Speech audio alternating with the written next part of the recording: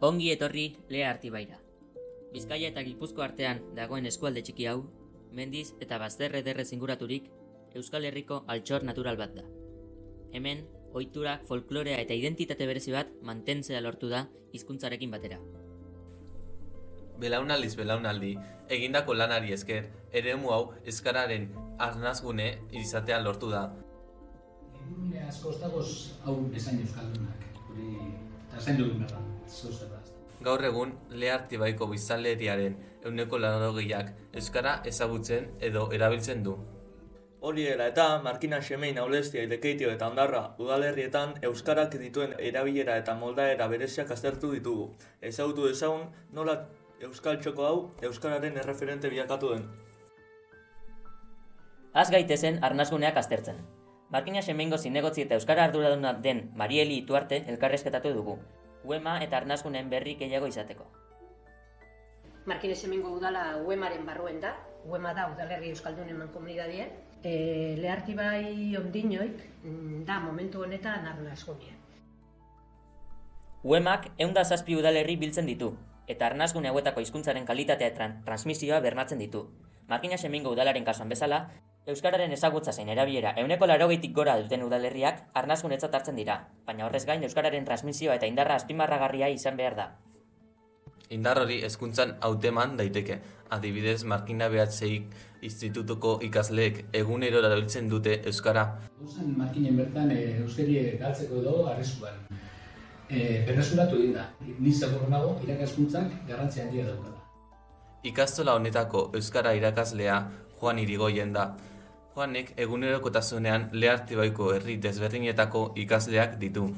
Neure ikasleak, gaizenak markinarrak, eta beste batzuk, Aulestiarrak, Etxibarritarrak, Emunitxibar eta Aimuru horretakoak. Nire ikasleek daukien euskararen erabilera ikutotasuna. Juan etorri zenean kultura aniztasunaz jabetu zen eta ikasleek zuten euskararen erabilera jarraituak harritu zion. Berton inguruko gazte guztiek etortzen ziren. Eta horrek batasuna bote dutzen, ikastetxe honek batasuna eskaintzi dutzen eskualde osoari. Ona, lanera etorri nintzen, lehenengo konturatu nintzen lehenengo gauzi esan. Ez eman erabiltzen zen euskara ikastetxe honetan, baina nire lehenengo pentsamentu ezen zen, hau amaitu ingo da, hau aldatu ingo da. 20 urtetik gora etorri joan dira arrezkero, eta ez da aldatu. Erabilera jarraitzen dago indartu izeten eta asko erabiltzen jarraitzen dago. Baina bai, gertatzen da batzutan, irakasleak etorri hona, bilbotarrak edo euskara oso ondo menderatzen ez da ben irakasleak. Inoz baten eduki ditu zaitasunak, baina danak lortu da bera ingitzazen. Horretarako prestakuntza baduki ez da. Herri desberdinetako ikasleak zeudenez, euskalki desberdinak entzuten ziren egunero. Esaterako, Markinarra, Aulestiarra, Ondarrokoa eta Lekeitiokoa. Gure gonbidatuek azpi euskalki hauen arteko desberdintasunak azaldu dizkigute. Badago aditz forma bat, hemen baino ez dodana entzun. Eta, momentuan gertatzen ari diren gauzak adierazteko, badago aditz forma bat, ez da, lan egiten ari naiz. Ari, bizkaierazko forma tipikoa lanean dihardut. Baina badago Lea Artibai ondino baten entzuten dutzat, birren dentzo. Eta nire, zer da? Dizu gure entzun bari. Zer da Aulestiarra? Gaur egunean, kotxe hartu eta Berritxure emazoaz, Berritxuko herriaren hasieran kartela dago. Euskaraz deutzogu. Zer deutzogu da bizkaierazko nor formaren aditzaren modu bat, aditz bat. Zebakotxa beran etxeko itxen dau. Eta Markina Xemeingo azpi euskalkixean variante edo aldaera hori asko aldatu da. Nik eitxotena zuek ez duzue eitzen da. Ni juen esaten dut, eta zuek esatu zuen juen. Edo, ez dakit edo batzuk esaten dabe diruik, eta beste batzuk diroik. Hor, fonetismo eta hor fonetikan eta aldaera asko egon dira. Eta Markina Xemeingo euskalkixe, azpi euskalkixe hobeto zen, doie ondarru tartzen. Hau da, azkenengo posizio egin dago zen. Bokala galtzen, dirue barik, diru. Joan aditza, ni noie. Ezta? Eta, noi. No, na, nau, na. laburtzen doiez. Eta hori belaunaldi gitxiren zerien ikusten da diferentzia. Itanoa desagertu indan ez da, zera bata, ondino batzuk adiz guk inguruan badago zinegotzi batzuk euren artean itano zeiten da benak eta gozada bata, baina hori belaunaldi horrekin hori gaztiek ez da eskuratu, orduan ikesi izen beharko da hori eskuratu nahiko bada. Euskalkien artean hainbeste desberdintasun izateak, euskara ikastea edo inguru euskaldun batean integratzea zailtzen du. Hori dela eta euskararen erabilera beherantz doa, bai Euskal Herriko herri gehienetan naiz beharti baien. Eustatek eta UEMak udalerri euskaldunei buruz 2022an eginiko ikerketan ikusi daiteken nola 10 hizkuntza euskara duten udalerri gutxiago dauden, etxean euskara erregularki erabiltzen duten udalerriak oso gutxi diren, herrietan euskaldun gutxiago dagoen eta beste ondorio asko.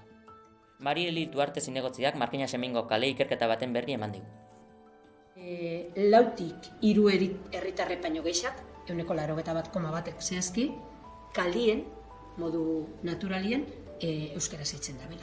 Hori da oso datu ona. Baina leku askotan ezagutzi mantentzen da, baina erabileri junda atzeratzen edo galtzen. Hemen, gure herrizen ondinoik, 80ko kopuruen inguruen gabiz, baina hori arrisku handixen dago. Jentik esaten dau, kanpoti datozen agaitzi bakarrik. Markina Semein dagoz, etorkin edo migrante asko, kopuru oso altu edukegu, 18 inguruen oin momentuen. Herrira etorritako atzerritarrekin edo pertsona migratuekin ere lan handiak egiten duguz, euskara hurbiltzeko, euskaraz ikesteko, integralatzeko pentsatzen duguleko badalako balio erantzi bat. Etorten dien danak zorionez eskolan dabiz, eta danak ikesten dabe euskara eta gure artien bardin-bardinak. Gatza da, eurentzat, ez da erreza, eta aitortu egin behar da zelako merito nukan, ez da, ze garrantzitsua da hori. Azken aldian, Espainiako gobernuak euskara eta beste hizkuntzako ofizialen erabilera onartu du.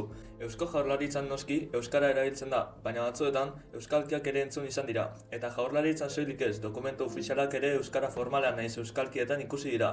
Baina zein punturaino da onargarria euskalkien erabilera eremu formalean?